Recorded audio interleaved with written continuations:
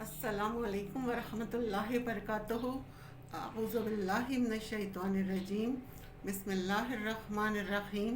Rabbi इश्रह ली सदरी वयस्सिर ली अमरी वहलुल उक़दतम मिन लिसानी यफ़क़हू क़ौली। Rabbi ज़िदनी इल्मा व अमला या मुक़ल्लिबल क़ुलूबि सब्बित क़ल्बी अला दीनिक। आज मैं आपको कुरान पाक की सूरत अल-क़मर की फ़जीलत और उसके बेनिफिट्स के बारे में बताऊंगी। ये कुरान की तरतीब में 54 नंबर पर है। ये मक्की सूरत है, यानी ये हिजरत मदीना से पहले नाजिल हुई थी। मज़ीद डिस्कस करने से पहले इस वीडियो को लाइक करें, शहनाज मकसूद चैनल को सब्सक्राइब करें और बेल आइकन को ज़रूर क्लिक करें। इसका नाम कमर इसलिए है कि इसमें चाँद का एक वाक़या है।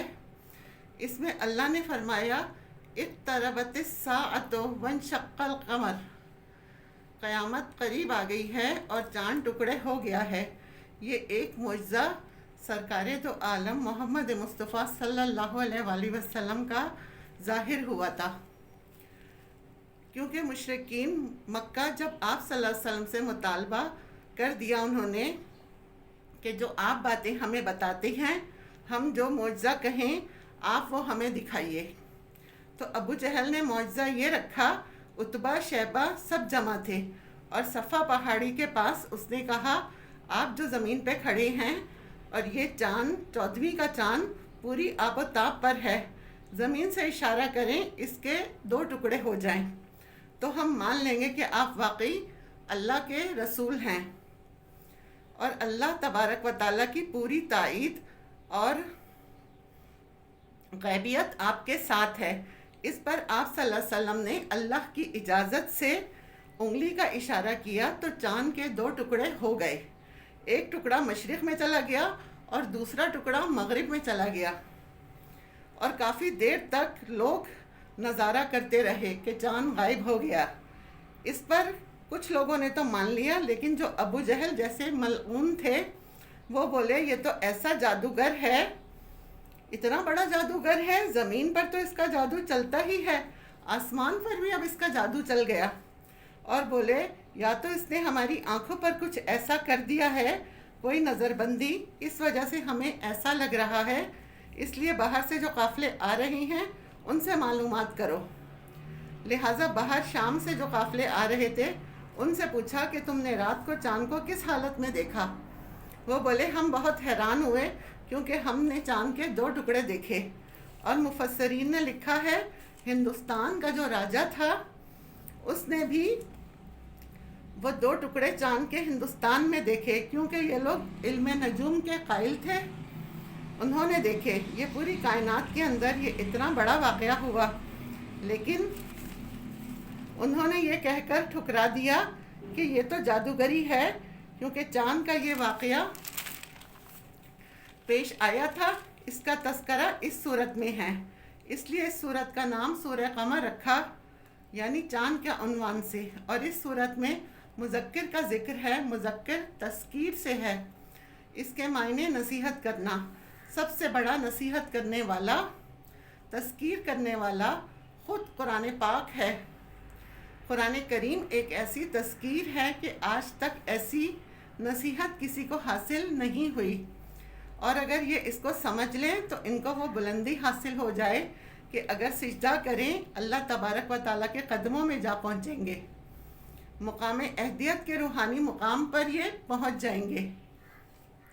फिर इन कौमों का जिक्र है जिन्होंने अल्लाह ताला की वही के पैगाम को ठुकराया था। आद समूद, नूह अलैहि सलाम की कौम और आले फ़िरौन, ये जो अपने वक्त की सुपर पावर थी, नेस्तो नाबूद हो गईं। और मुश्किरीन मक्का को बताया जा रहा है कि अगर तुम भी बाज ना आए तो तुम्हें भी अल्लाह ताला इसी तरह नेस्तो नाबूद कर सकता है। ये अल्लाह की सुन्नत है कि फरमाइशी मुअज़्ज़े किसी कौम को मांगे और वो पूरा कर दिया जाए तो फिर वो कौम बाकी नहीं रहती। यहाँ पर भी फरमाइशी मुअज़्ज़ा पूरा कर दिया गया, लेकिन इस कौम को बाकी क्यों रखा गया? क्योंकि नबी सल्लल्लाहु अलैहि वसल्लम के एजाज़ में कहा, क्योंकि आप सल्लल्लाहु अलैहि वसल्लम इनके अंदर मौजूद हैं, इसलिए अल्लाह तबारक व तआला कोई अज़ाब नाजिल नहीं करेंगे। اجتماعی طور پر اس قوم کو برباد نہیں کریں گے، چھوٹے موٹے شیاطین جو ہیں وہ ضرور مارے جائیں گے۔ لہٰذا غزوہ بدر میں ابو جہل، عتبہ، شیبہ یہ ایک ایک کر کے مارے گئے۔ یہ پیغام اس صورت میں آیا، اور صورت میں جگہ جگہ ذکر فرمایا وَلَقَدْ يَسَّرْنَا الْقُرْآنَ لِلذِّكْرِ فَهَلْ مِن مُدَّكِّرٍ، ہم نے قرآن کو نصیحت کے لیے بہت آسان کر دیا، اور ہم ان واقعات سے تمہیں سمجھاتے ہیں، مثالیں دے کر سمجھاتے ہیں۔ تو یہ قرآن نصیحت حاصل کرنے کے لیے بہت آسان ہے، تم اس کو پڑھ لو، تمہیں منزل مل جائے۔ فَهَلْ مِن مُدَّكِّرٍ، ہے کوئی اس سے نصیحت حاصل کرنے والا؟ اس صورت میں جگہ جگہ اللہ نے اس کا بھی سوال کیا۔ اگر کوئی سعادت مند ہے جو نصیحت حاصل کرنا چاہتا ہے تو یہ قرآن وہ مذکر ہے، اس سے بڑی کوئی تمہارے لیے نصیحت نہیں ہوگی جو تمہیں منزل تک پہنچا دے۔ یہ تمام مضامین اس صورت میں بیان کیے گئے ہیں۔ اس کے بینیفٹس ہیں، اگر آپ چاہتے ہیں کہ میں لوگوں کی نظروں میں مقبول ہو جاؤں، لوگ مجھ سے محبت کرنے لگیں، جو برا کہتے ہیں وہ باز آ جائیں اور وہ بھی میرے حامی ہو جائیں، اور ہر کوئی آج کل ایسا ہی چاہتا ہے، تو ظہر کی نماز کے بعد اس کی تلاوت کرنا معمول بنا لیں۔ اس سے لوگ آپ کے بارے میں اچھا گمان قائم کریں لیں گے اور آپ لوگوں کی نظر میں محبوب بن جائیں گے۔